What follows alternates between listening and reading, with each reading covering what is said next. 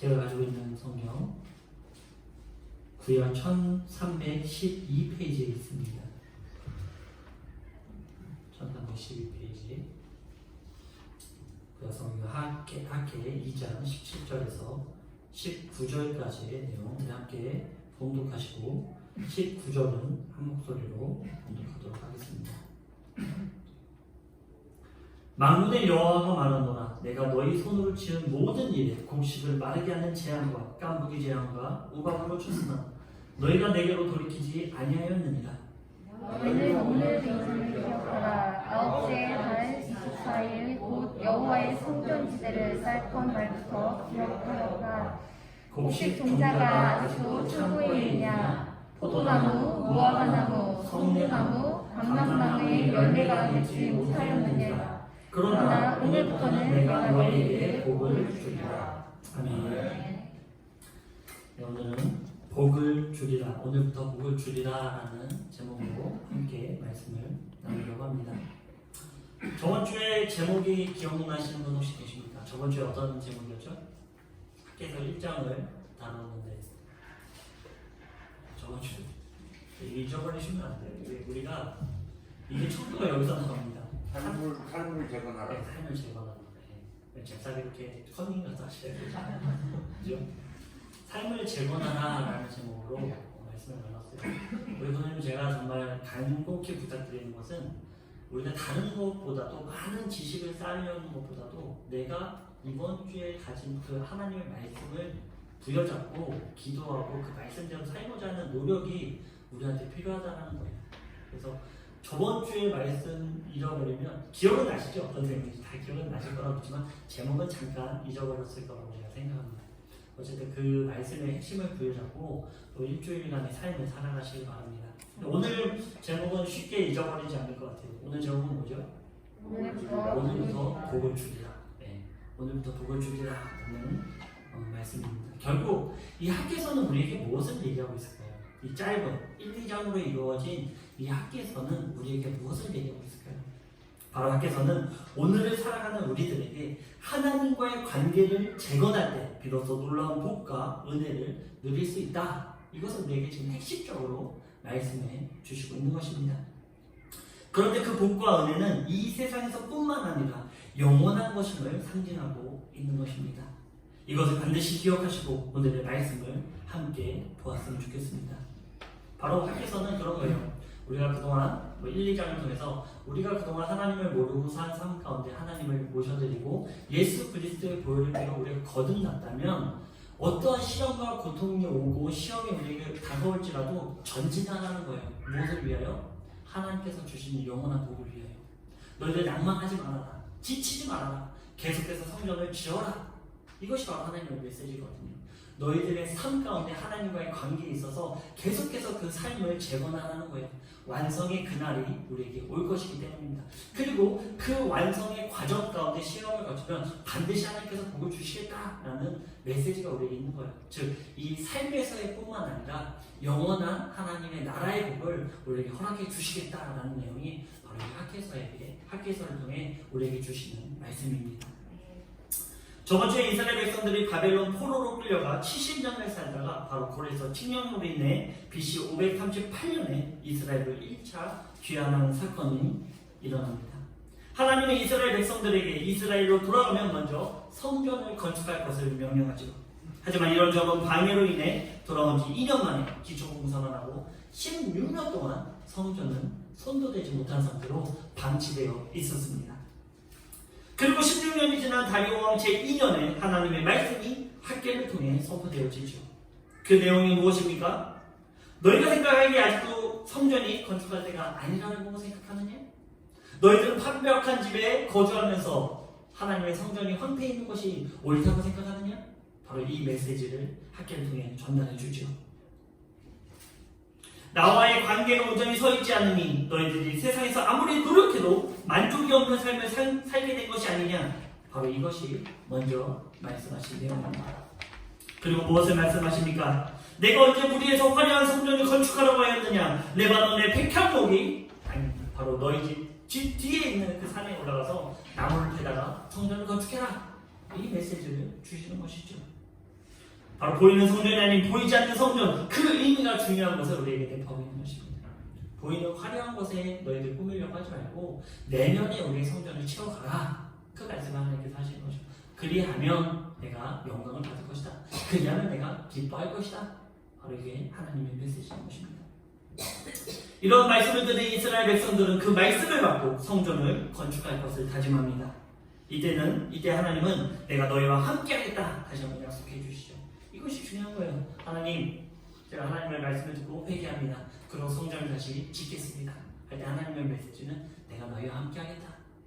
두려워하지 말아라. 걱정하지 말아라. 이제부터 너희와 함께하겠다. 이것이 바로 하나님의 메시지라는 것이죠. 그리고 이스라엘 백성들은 다리오 왕 제2년 6째 달 24일부터 바로 성전 건축을 다시 시작합니다. 쉽게 말하면 6월 24일부터 성전을 다시 건축했다는 거예요.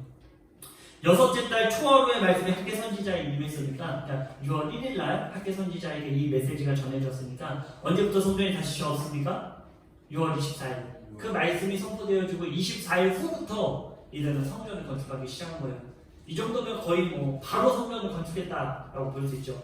왜냐면 이제 준비도 해야 되고 사람도 모아야 되고 막 이러니까 24일부터 성전을 건축했다는 것은 거의 바로 하나님의 말씀을 듣고 지체하지 않았다는 것이죠. 그것을 준비하고 성전을 짓기 시작한 것입니다.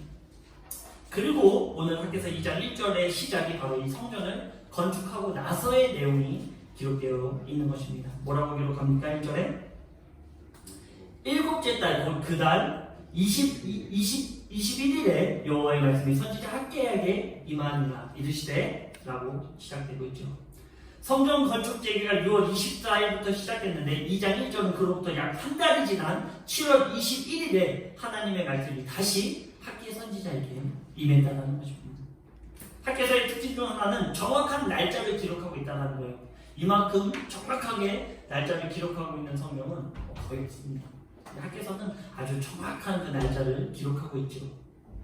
우리가 보통 성경을 볼 때 무언가를 자세히 기록하고 있으면 그 말씀에는 중요한 의미가 있다는 것을 우리가 알 수 있습니다. 오늘 2장 1절에 기록된 날짜는 바로 초막절의 마지막 날을 나타내고 있습니다. 초막절의 마지막 날.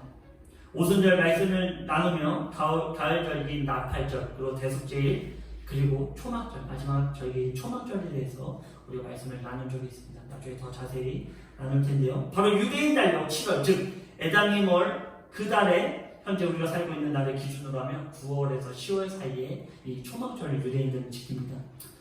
그러니까 이 초막절의 규례를 가지고 레위기 때 전해진 이 초막절의 규례를 가지고 지금 약 3,000년 이상을 유대인들은 이것을 지키고 있다는 거예요. 보십시오. 오늘날 유대인들의 초막절입니다. 초막절은 무엇을 기억하고 기념하냐면 우리가 광야의 생활 가운데 초막을 짓고 살았다는 거예요. 그런데 그 초막의 집은 무엇을 나타냅니까? 영원히 안식할 때를 얘기하는 걸까요? 영원히 너희들이 초막에 거할 것이다. 영원히 너희들이 광야에 살 것이다. 이것을 기념하는 게 아니죠. 너희들은 지금 잠시 잠깐 초막에 살지만 내가 너희들에게 약속한 땅, 가나안 땅, 젖과 꿀이 흐르는 그 땅으로 너희들을 인도해낼 것이다 라는 약속을 바로 이 초막절에 하나님께서 상기시켜 주시는 거예요.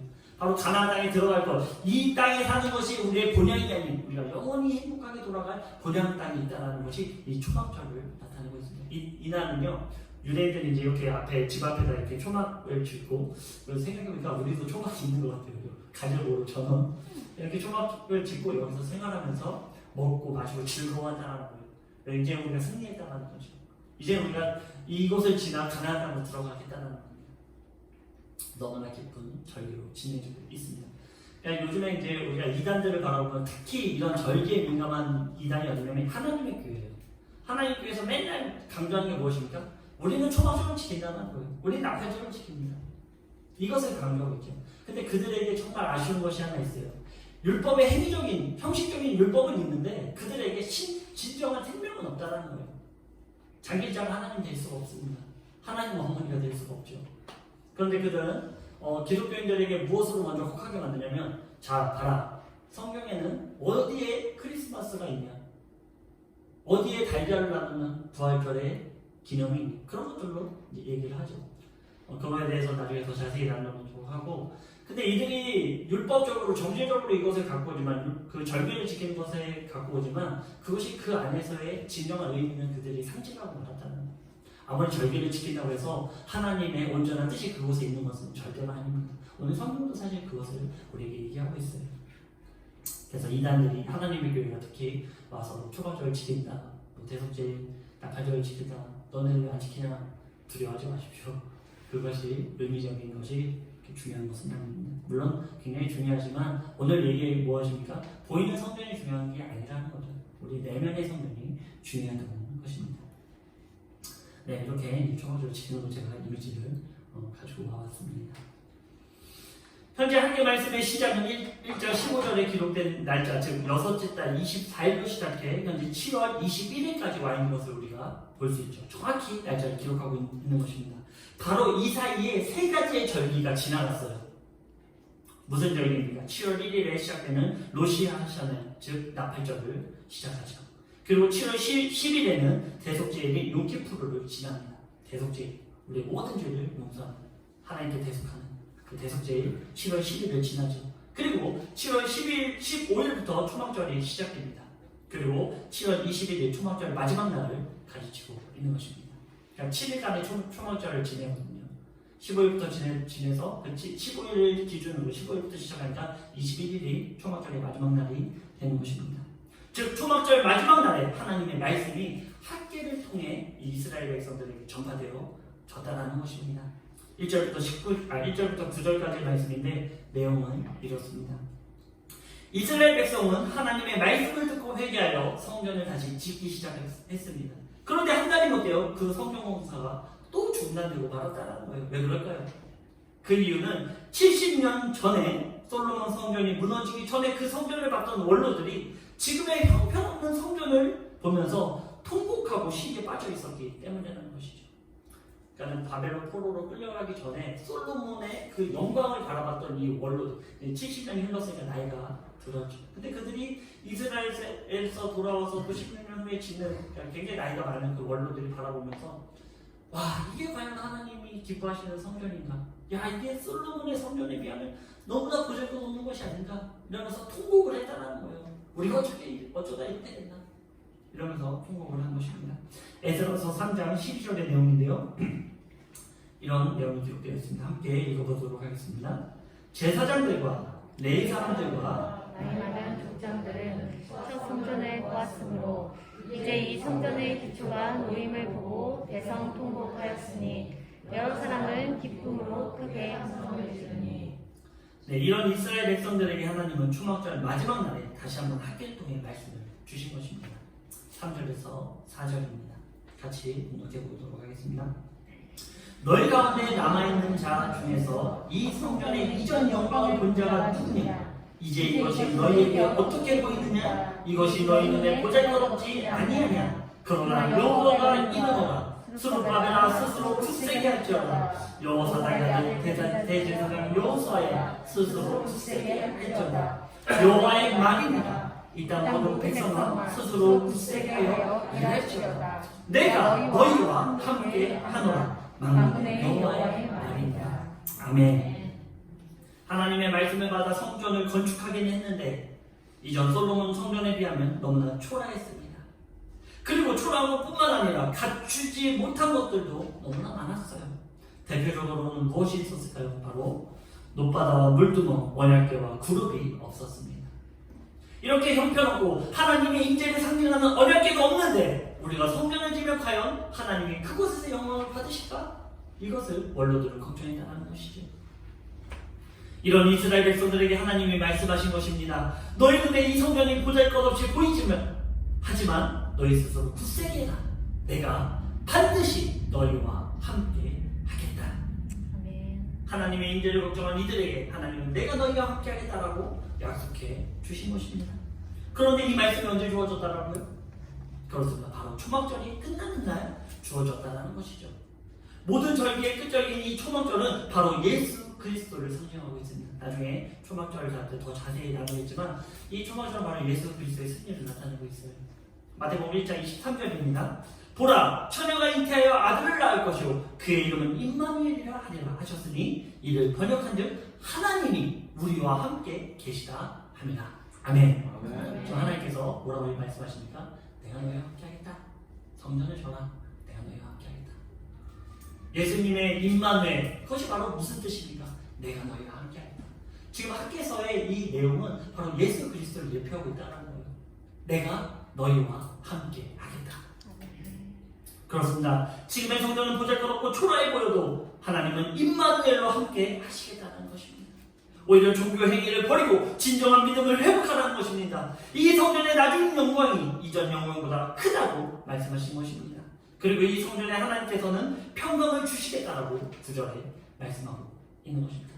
지금의 이 보이는 영광, 이제 이전의 솔로몬의 영광보다 나중의 영광이 더 클 것이다. 그것은 누구를 예표하고 있죠? 바로 예수 그리스도를 나타내고 있는 것입니다. 자기의 몸된 성전이 모든 교회의 머리가 되신 예수 그리스도를 나타내고 있다는 것이죠. 무엇입니까? 잠시 없어지는 세상의 화려함을 버리고 온전한 하나님의 영광을 바라보며 살라는 것입니다. 우리가 이제 예수 그리스도의 보혈의 피로 그 능력으로 더해졌다면 그 인생을 이제 세상의 포커스를 맞추지 말고 하나님의 포커스를 맞춰서 살라는 거예요. 그분의 말씀을 의지해서 살라는 메시지를 바로 이 학교에서는 우리에게 전해주고 있는 것입니다. 그렇습니다. 학교에서는 우리의 구속사를 잘 보여줍니다. 하나님과의 관계가 깨어져 죄인이었던 우리는 예수 그리스도의 보혈의 능력을 던지고 자유하게 되었으며 이제는 보이는 성전을 보며 종교 행위에 빠지는 것이 아닌 진정한 의미의 신앙을 회복하는 것을 말하고 있는 것입니다. 그렇다고 성전이 필요 없는 것이냐? 절대 그렇지 않습니다. 하나님은 오늘 말씀에 뭐라고 말씀하십니까? 성전을 지라는 거예요. 보잘것없이 보여도 너희들은 성전을 줘라. 보이는 성전도 너희들이 지라. 그렇지만 그 안의 의미는 무엇입니까? 화려했던 시절에는 종교 행위만 가져갔죠. 하지만 종교 행위를 갖는 것이 아니라 그 화려하지 못한 초라한 성전임에도 불구하고 그 안에서의 하나님의 온전한 뜻을 따라 행하는 거예요. 바로 예수 그리스도의 능력을 던지고 그 성령의 능력을 던지고 너희들이 온전한 예배를 회복하라는 것입니다. 그것이 보이는 성전이 미약해 보이지라도 우리처럼 이 성전이 자그마하고 아담해 보이지라도 그 의미적인 마음, 그 의미에서는 하나님을 신실하게 이것이 바로 대속죄를 넘어 초막절 마지막 날에 주어진 메시지라는 것입니다. 보이는 것에 마음을 뺏기지 말고 영원한 것을 바라보라는 거예요. 예수님을 나의 구주로 모신 삶은 더 이상 세상의 화려함에 눈을 돌리지 않습니다. 그리고 지금 당장은 세상이 가장 좋아 보이나 이 화려함은 우리가 하나님 나라에 받을 영광의 화려함과는 비교할 수도 없다는 것이죠. 하나님은 이스라엘 백성들에게 낭망하지 말고 계속해서 성전을 짓도록 말씀하셨듯 우리에게도 너희들이 이 세상에서 낭망하지 말고 계속해서 하나님의 성전을 짓 것을 오늘 우리에게 말씀하고 계신 것입니다. 그리고 두 번째로 10절을 보면 다리오 왕 제2년 9째 달 24일에 여호와의 말씀이 선지자 학기에게 다시 임합니다. 첫 번째 이후 얼마가 지났습니까? 7월 21일이었으니까 약 2달 조금 넘게 이 시간이 흘렀죠. 그런데 이번에는 무슨 문제가 있었습니까? 무슨 문제 때문에 또 하나님이 학기를 통해서 말씀을 주셨을까요? 성전을 쌓다 보니 정작 삶은 어려워지고 있었다는 거예요. 성전을 다시 짓기 시작하면 당연히 삶도 더 윤택해질 줄 알았는데 그렇지 않았다는 거죠. 오히려 더 어려워지고 더 힘들어졌다는 것입니다. 이 성전을 짓는 것이 옳은 일일까? 계속해서 이 이스라엘 백성들은 되뇌이고 있었다는 것이죠. 계속 불평만 했어요. 아니 왜 성전 졌는데, 왜 하나님이 우리가 예배 드리는데 우리의 삶은 이렇게 어렵습니까? 왜 아직도 우리는 이렇게 어려운 것입니까? 이런 불평불만이 끊임없이 성전을 지면서도 얘기하고 있었다는 거예요. 그래서 하나님은 2달이 지난 그때 하나님의 메시지가 다시 선포되어지는 거죠. 기간으로 봤을 때 상당히 긴 기간, 한 2년 정도 지나서도 좋았을 텐데 불과 2달밖에 그 우리 인간의 모습을 너무나 적나라하게 드러내고 있죠. 우리는 너무나 하루하루에 있어서 일일이 하는 모습들을 이 성령을 통해 아주 적나라하게 나타내고 있는 것입니다. 하루하루가 달라요. 하나님이 너와 함께하겠다, 내가 너와 함께하겠다는 메시지가 선포되었음에도 불구하고 그것을 믿지 못하는 우리의 삶을 하나님께서 다시 한번 지적하고 있는 것입니다. 하나님은 이런 불평을 가지고 있는 이스라엘 백성들에게 거룩과 부정을 말씀하시며 부정한 손이 복을 받을 수 없음을 강조하고 있습니다. 이것은 우리가 믿는다고 하면서 여전히 이전의 나의 죄인의 삶을 그대로 살아가고 있는 것과 마찬가지입니다. 그것을 말씀하시는 거예요. 예수 그리스도의 보혈의 피로 깨끗해졌으면 새로운 인생을 살아가는 것입니다. 누가복음 5장 37절에서 38절은 우리에게 이렇게 기록하고 있습니다. 새 포도주를 낡은 가죽 부대에 넣는 자가 없나니 만일 그렇게 하면 새 포도주가 부대를 터뜨려 포도주가 쏟아지고 부대도 못 쓰게 됩니다. 새 포도주는 새 부대에 넣어야 할 것입니다. 아멘. 성전을 짓는 행위가 중요한 것이 아닌 성전의 본 의미가 중요하다는 것입니다. 쉽게 말씀드리면 너희가 복받길 원하면서 너희의 행위를 하나님 앞에 온전히 가져오고 있지 않다는 것입니다. 종교 행위만 여전히 가지고 있지 너희들의 내면에 하나님을 사랑하고 주님께 예배드리는 온전한 마음이 너희들의 없었다는 것입니다. 진정으로 하나님을 최고로 섬기는 그 마음이 우리 안에 없었다는 것입니다. 바로 너희들이 복받길 원하느냐? 그럼 예수 그리스도의 행위를 주시라. 이것이 바로 하나님이 우리에게 주시는 메시지인 것입니다. 이스라엘 백성들은 이제야 하나님의 뜻을 이해하기 시작했습니다. 우리 그누님들도 이것을 이해합니다. 이것이 방법입니다. 이것이 하나님께서 우리에게 주시는 하나님의 뜻이군요. 이것을 이제 받아들이시기 바랍니다. 그때 하나님은 이들에게 응답을 주십니다. 그것을 인정하고 그것을 받아들인 이스라엘 백성들에게 하나님은 즉시로 응답을 주십니다. 뭐라고 말씀하십니까? 18절에서 19절입니다. 우리 함께 읽어보도록 하겠습니다. 너희는 오늘 이전을 기억하라. 아홉째 달 24일 곧 여호와의 성전 지대를 땄던 날부터 기억하여 보라.